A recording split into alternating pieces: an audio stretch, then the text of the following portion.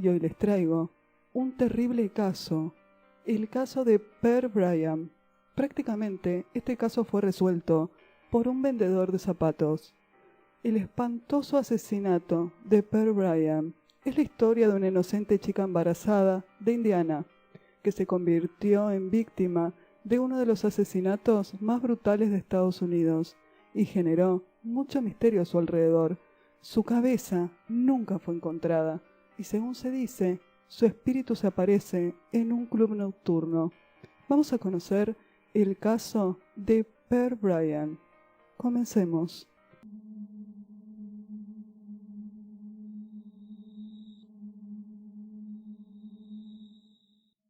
Bienvenidos y bienvenidas, queridas criaturas de la noche. Mi nombre es Lucila Castro Díaz. Soy escritora de novela negra, thriller de terror y misterio. Te cuento que en este canal vas a encontrar literatura, cultura, mitos y leyendas. Te cuento que me puedes encontrar fácilmente en las redes sociales, tanto en Instagram como en Facebook. Si querés conocer mi trabajo, en la caja de descripciones siempre te dejo todos los enlaces a mis sitios. Antes de arrancar con este misterioso caso, me gustaría contarles que estoy creando una lista dedicada a los casos misteriosos. Generalmente son documentales donde me centro en investigar determinados casos del pasado. Los casos siempre van a ser antiguos, con más de 20 o 30 años de antigüedad. Como escritora de thriller de misterio, me encanta la investigación, entonces decidí crear en este canal una lista dedicada a los casos misteriosos.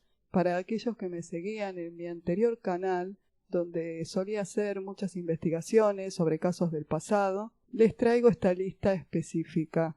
Este canal está dedicado a la literatura, a la cultura, a los mitos y a las leyendas, pero también estoy introduciendo los casos misteriosos que les había traído en mi anterior canal. Generalmente la mayoría de los casos que les traigo fueron de mucha repercusión mediática.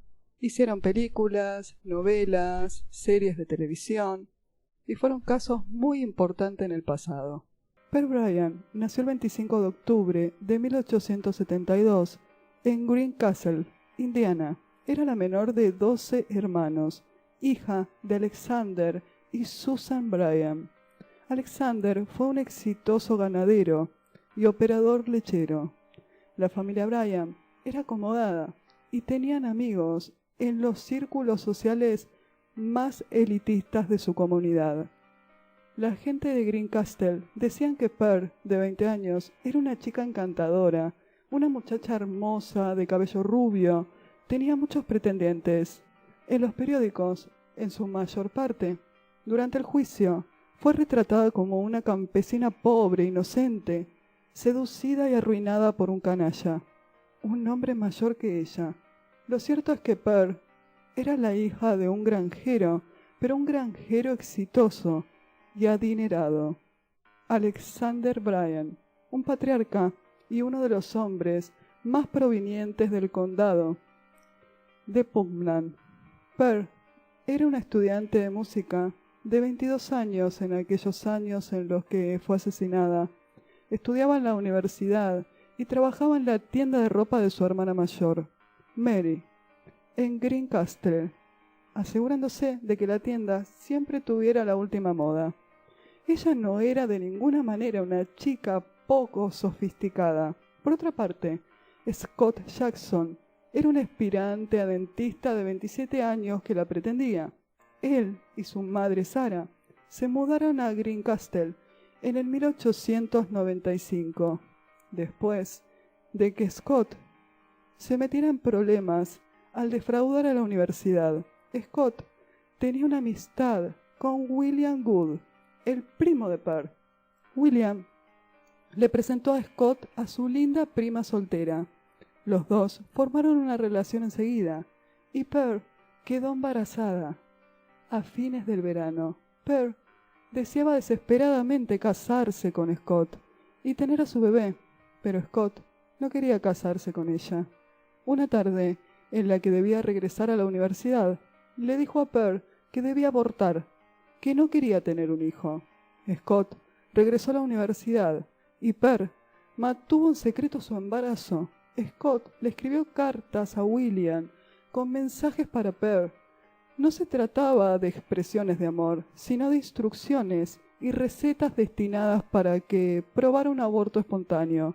Pearl le respondió para explicarle que los métodos que estaba utilizando no estaban funcionando y no le provocaban un aborto. A Pearl ya se le notaba el embarazo. Cuando Scott la visitó en Navidad, sabía que había que hacer algo rápidamente. Le pidió a Pearl que organizara un viaje a Cincinnati, donde él la cuidaría después de un aborto. Pearl creía que Scott se casaría con ella en Cincinnati. Ella le dijo a su familia que iba a visitar a la familia Fisher de Indianápolis. En cambio, partió hacia Cincinnati el 28 de enero de 1896. Pearl llegó a Cincinnati y fue al Colegio de Cirugía Dental de Ohio para encontrarse con su novio. Incapaz de localizar a Scott, alquiló una habitación en el Indiana House en el centro de Cincinnati con el nombre de su hermana. La señora Selby localizó a Scott a través de un mensajero y los dos hicieron planes para encontrarse. Scott llevó a sus compañeros de cuarto, Alonzo Wally. Habían sido amigos en la escuela de odontología de Indiana y se volvieron a conocer después de que ambos se mudaron a la escuela de odontología de Cincinnati, donde compartían una habitación en una pensión. Nadie sabe realmente por qué Wally estuvo de acuerdo con los planes asesinos de Jackson. Se supone que Jackson tenía una de esas personalidades manipuladoras que podía hacer lo que quisiera con una persona. Y Wally siempre había sido un seguidor suyo. Supuestamente, Scott siempre manipulaba a Alonzo. Scott le hizo saber a Pearl que no tenía planes de casarse con ella. El propósito de que lo visitara era interrumpir su embarazo. Unos días antes, Scott Jackson estuvo borracho y le contó a algunos de sus amigos de la universidad que iba a practicarle un aborto a su novia y que si algo salía mal, la mataría y haría desaparecer su cuerpo. Un empleado de una empresa del centro le dijo a los investigadores luego que el 30 de enero de 1896 vio a Pearl, a Scott y a Alonzo almorzando y que escuchó que Pearl dijo enojada: «Regresaré a mi casa». Y Scott Jackson: «Tendrás que responderle a mi hermano mayor por esto». Aparentemente, bajo esta amenaza de la chica, su novio molesto, furioso, pensó en que debía deshacerse rápidamente de su embarazo o de ella, e intentó realizarle un aborto con instrumentos de odontología que no sirvió para nada. Lo único que ocasionó fue que Pearl sufriera una hemorragia demasiado intensa. Scott decidió entonces llevarla a un lugar alejado para matarla. El 1 de febrero de 1896, Johnny Hewley, de 17 años, se dirigía a la granja Ladd, en Kentucky, donde trabajaba como peón. Era un día gris y hacía mucho frío. El viento recorría el camino y hacía que los árboles producieran sonidos al chocar sus ramas. El joven trotaba para mantenerse caliente y en un momento tropezó con el cuerpo decapitado de una mujer. El niño aterrorizado corrió hacia la granja y le dijo a su empleador lo que había encontrado, quien inmediatamente llamó a la policía. Los primeros funcionarios en la escena del crimen fueron el alguacil, John Plummer y Tingle. La gente del pueblo acudió en masa a la granja para echarle un vistazo al cadáver decapitado. Los investigadores de Kentucky pensaron que la mujer era una prostituta de Cincinnati.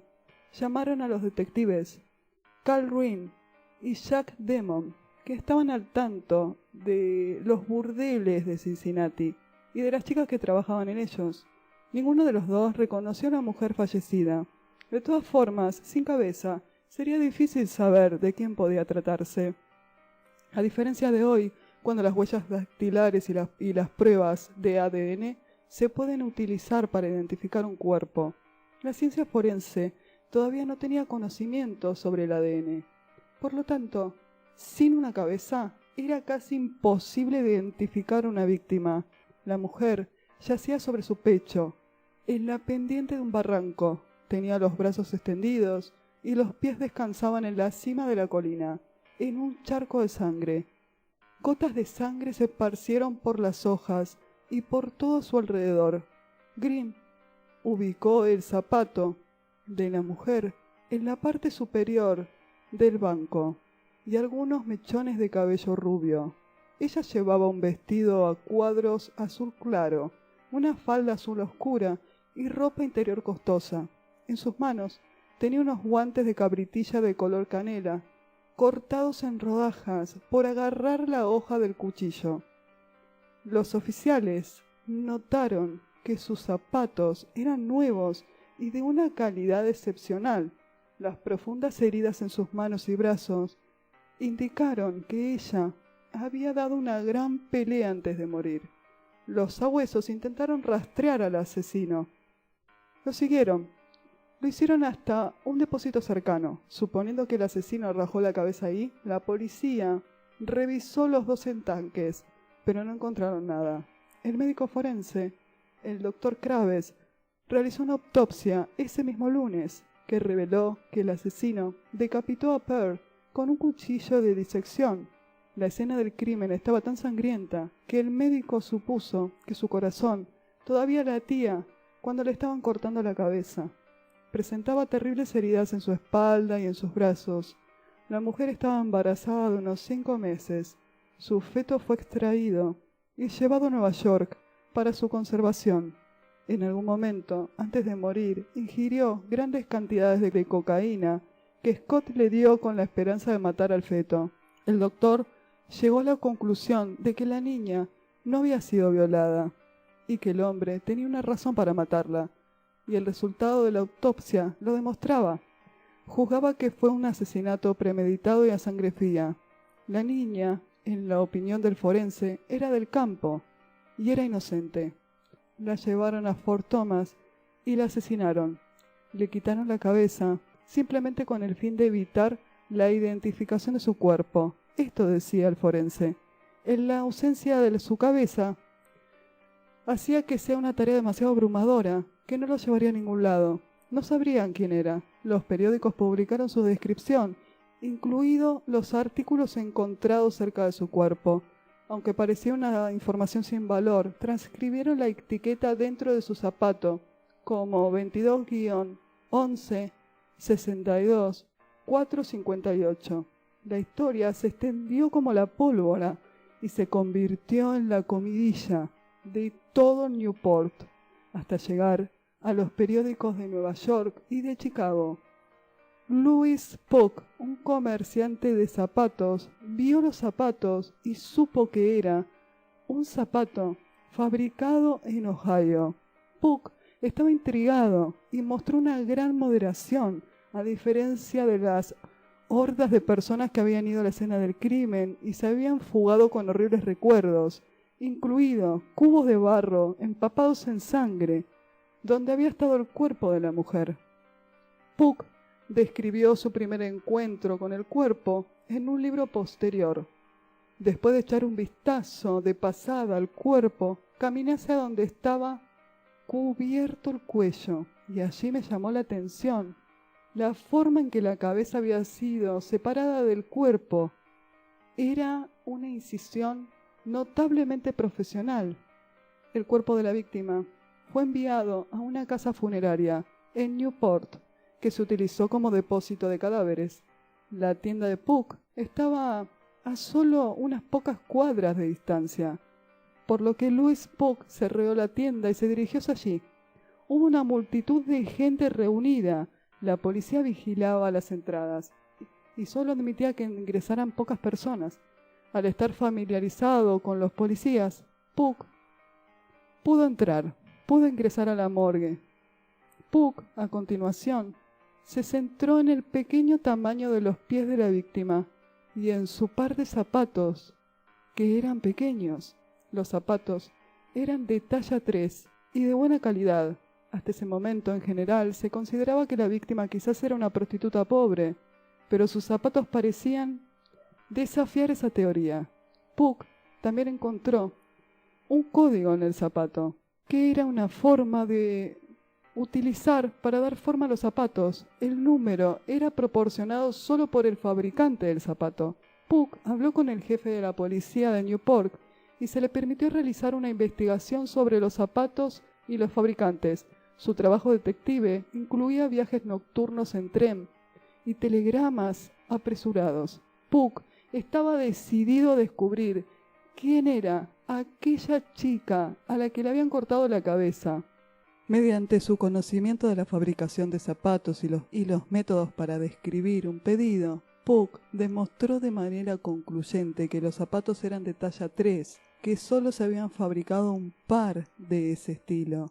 La policía había estado trabajando bajo la idea equivocada. La investigación que realizó este vendedor de zapatos llamado Louis Puck es brillante. Fue el primer caso que se le dio atención a un detective aficionado. Este vendedor de zapatos jugó un papel fundamental en el caso de Pearl Bryan. Descubrió que los zapatos se habían vendido en Green Castle, en Indiana, y ordenó a los investigadores que fueran a esa tienda, que la visitaran, porque ahí habían sido vendidos. El 3 de febrero, los detectives, el sheriff Plummer, partieron hacia Green Castle. Trajeron la ropa y los zapatos para que identificaran a la víctima. Los oficiales se enteraron de que el vendedor vendió 8 de los 12 pares que había comprado. Rastrearon a cada uno de los compradores y encontraron a los dueños de los primeros zapatos vivos y sanos. La dueña del par número 8 vendido fue a una pareja de apellido Bryan. Los padres de Pearl explicaron que ella estaba de visita en Indianápolis, aunque un intercambio de telegramas rápidamente reveló que Pearl nunca llegó ahí. Los oficiales comenzaron a interrogar a los amigos de Pearl y se enteraron de su relación con Scott Jackson de Cincinnati. La policía mostró la ropa a los padres de Pearl, que lo reconocieron como la ropa de su hija. Se emitió una orden para el arresto inmediato de Scott Jackson, el hombre de la tienda de zapatos. Puck había encontrado lo que tanto buscaba. Logró encontrar la verdadera identidad de la chica sin cabeza. De no haber sido por él, este caso jamás se hubiera podido resolver. Pero el caso de Pearl Bryan no fue el único que Louis Puck ayudó. El jefe de policía Kelly envió a buscar a Puck para poner en sus manos la investigación de otro extraño joven, sin identificar, que fue atropellado y asesinado en un pueblo cercano llamado Powell. Los restos del chico no podían ser identificados y tenían la esperanza de que a través de sus zapatos, Puck también pudiera identificarlo. Puck dijo que los zapatos de este chico eran caros y que llevaban un esmalte negro en particular, que eran relativamente nuevos, y que iba a poder determinar a través de ellos dónde se habían vendido. Puck afirmaba que esa clase de zapatos los fabricaban solo en 3 tiendas. Me decepciona contarles que no encontré material acerca de este muchacho y no voy a poder confirmarles si Puck también pudo identificar o no a este chico que había sido atropellado. Pero este comerciante de zapatos de Newport también fue convocado para otro caso, en el 1898. Según todo lo que estuve leyendo y lo que investigué de Louis Puck, ayudó a resolver el caso de Pearl Bryan, dando con el vendedor de zapatos, y sí pudieron saber la identidad de la chica, y aparte también ayudó en otra investigación, la de un muchacho que había sido atropellado y la de una niña que había sido asesinada, pero los datos no aparecen en ninguna de las páginas ni de los periódicos de la época que estuve revisando a través de internet. Es una persona muy interesante, pero sí confirmamos 100% que en el caso de Pearl Bryan fue fundamental la investigación que hizo Louis Puck. El señor Puck murió a los 63 años el 19 de marzo de 1923 en su casa y siempre va a ser recordado como el zapatero que ayudó a resolver por lo menos 3 casos criminales. aunque de los últimos dos que le estuve hablando no pude encontrar el material sobre esos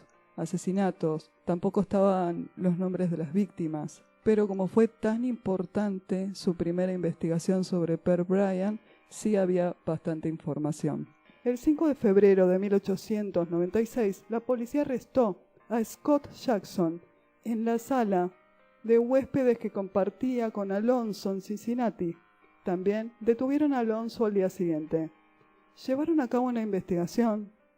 El jurado encontró que Per tenía cocaína en su sistema, que fue vista con vida por última vez con Scott y Alonso, y que también estaba viva cuando ocurrió la decapitación. Alonso y Scott fueron acusados de asesinato, pero por el momento no habían confesado nada. Alonso y Scott tuvieron juicios separados. No fueron nada cooperativos. Intentaron tener una coartada, pero no les sirvió. Luego, los hombres se volvieron uno contra el otro, acusándose mutuamente de haber matado a Per durante un intento de aborto realizado de forma burda, con herramientas dentales. Después de todo, eran estudiantes de odontología, que probablemente pensaban que podían extraer un feto de 5 meses tan fácilmente como podían extraer un diente. Per era brillante y vivaz, pero también tenía sus secretos que fueron revelados durante el juicio. William conocía a Per de toda la vida, y los dos habían sido confidentes y cercanos, aunque ella era una chica muy popular entre los chicos, y muchos querían cortejarla. Pero Per tenía un pretendiente habitual, y era Will. Él siempre estaba presente. Will Good era hijo del doctor Delos, presidente de la Iglesia Metodista Episcopal de Indiana. El primo, William, dijo que jamás tuvo relaciones sexuales con Per. Finalmente Jackson admitió que Per Bryant había ido a Cincinnati para un aborto que él mismo le practicaría. Todo debía hacerse como un favor. Debía hacerlo como un favor para su amigo, Will Wood, el verdadero autor de la desgracia de Per, según Jackson. Tanto Jackson como Alonso se llenaban de mentiras el caso, decían una cosa, decían otra, se contradecían acerca de cómo habían asesinado a Per. Intentaban echarle la culpa a su primo, Will Good, quien supuestamente había seducido a su prima y la había dejado embarazada. Como cualquier investigación de asesinato, hubo confesiones falsas, información engañosa, proporcionada por personas inestables o sin escrúpulos, que solo querían figurar en los medios de comunicación. La defensa argumentó que Per murió en Ohio y fue decapitada en Kentucky, y el jurado aceptaba esta defensa. La defensa presentó una historia.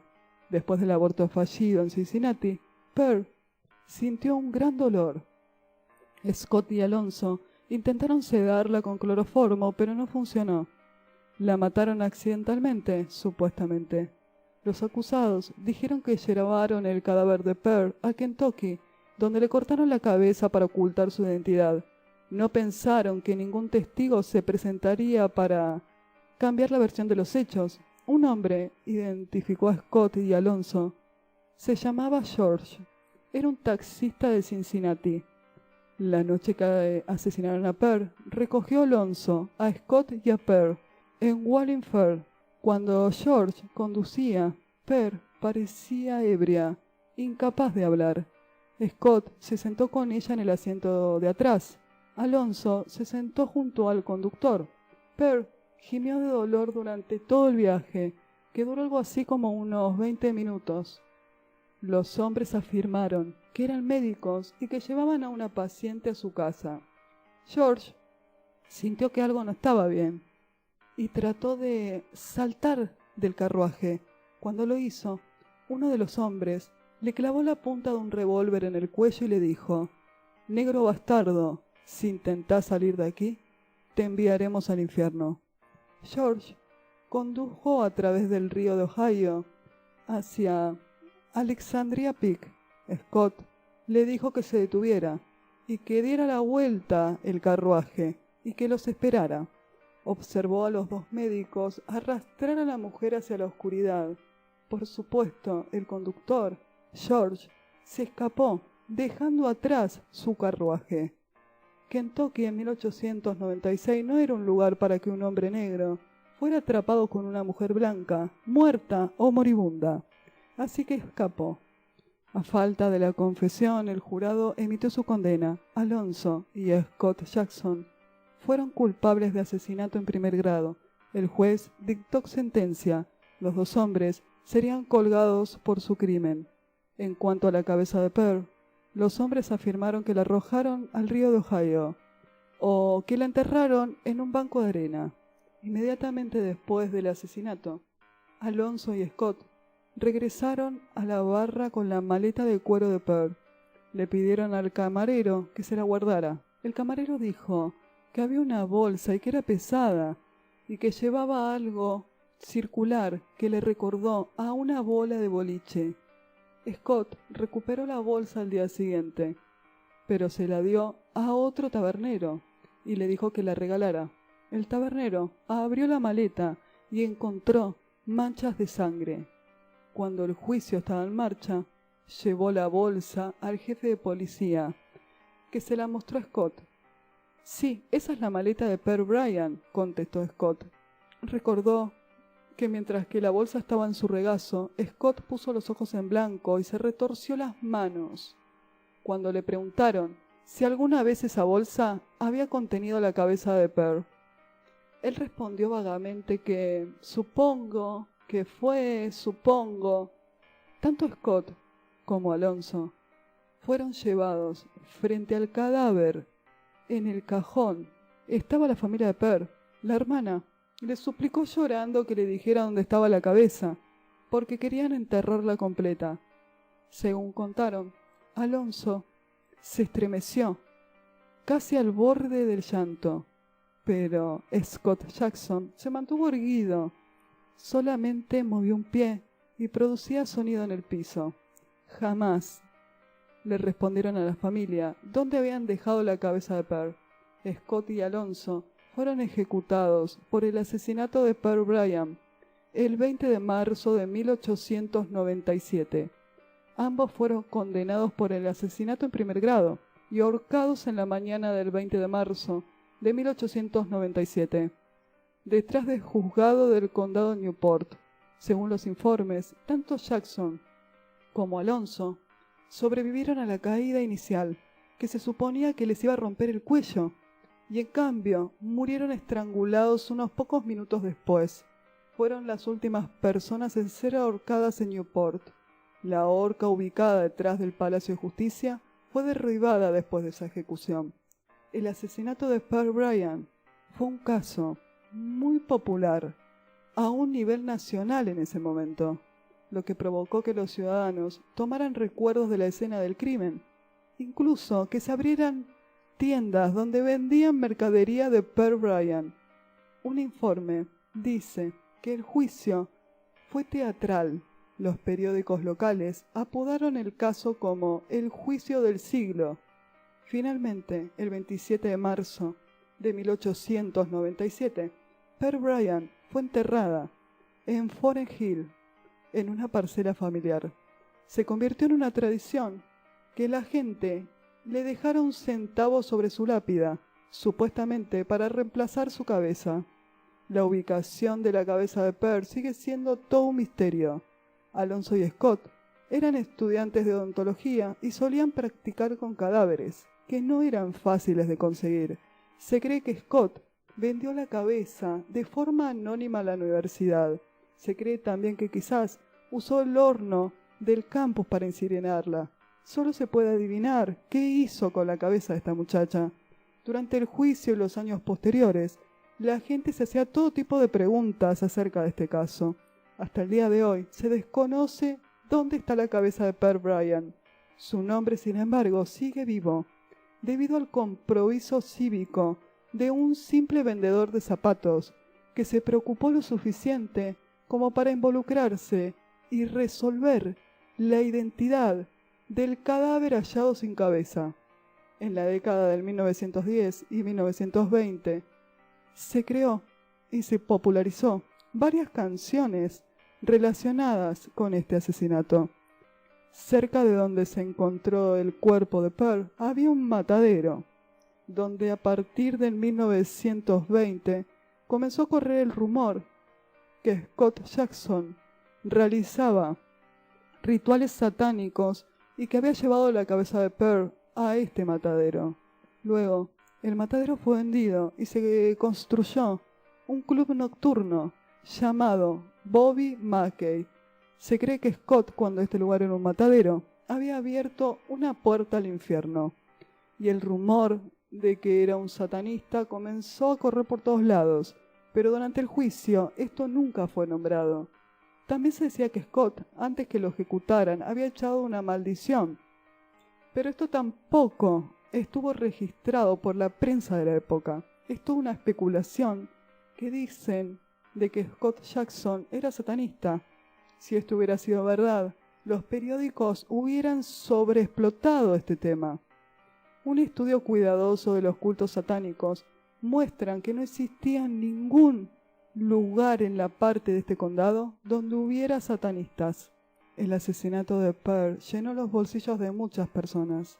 Su feto no nacido de 5 meses terminó en un frasco y la gente pagó por verlo. Su bebé por nacer, conservado en este frasco de dulces, se perdió después de un tiempo, y es casi seguro que nunca tuvo un entierro adecuado.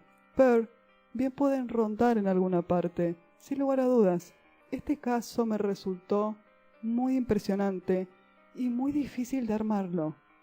Me basé en periódicos de la época, hice una investigación en diferentes sitios web que están en inglés.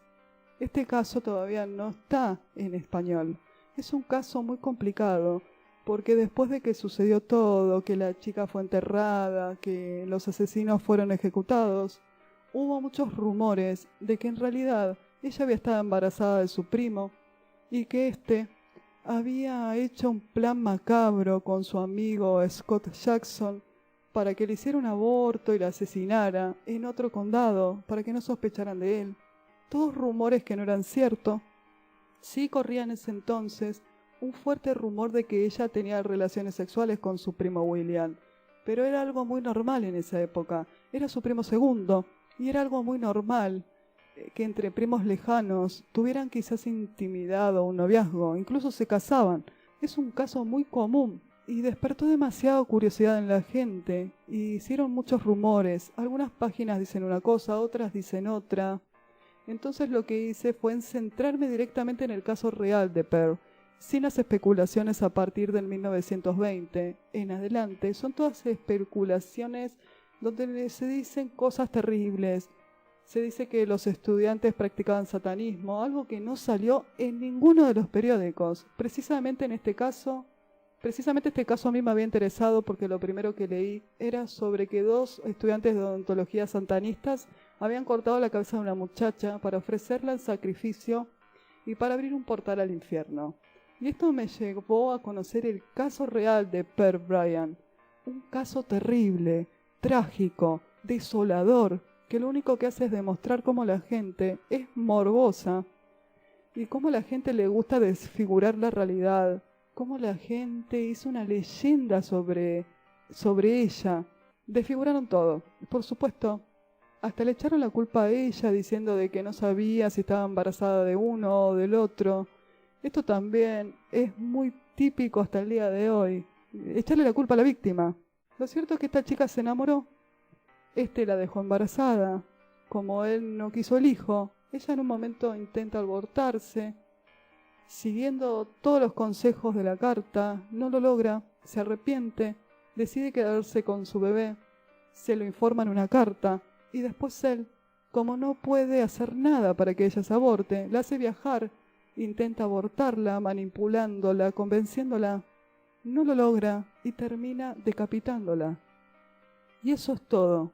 Es un caso aterrador, terrible, pero muy desfigurado, con un montón de leyendas urbanas alrededor. Si quieren conocerlas es fácil, están en la web fácilmente y con el traductor de Google la pueden leer en español. Pero la realidad sobre el caso de Per Bryant es esta que le conté. Eso fue lo que pasó. Es un caso criminal victoriano que llamó muchísimo la atención y que se convirtió en uno de los juicios del siglo, como lo titulaban los diarios. Incluso estaba por esa época el caso de Lizzie Borden y el caso de H.H. Holmes, pero este caso en ese momento opacó todo. No hay mucho paranormal en el asunto, es la simple verdad del caso de Per Bryant. Si te gustó este informe, te invito a que me dejes un comentario y que te suscribas a mi canal. Gracias por ver este video. Nos vemos en la próxima.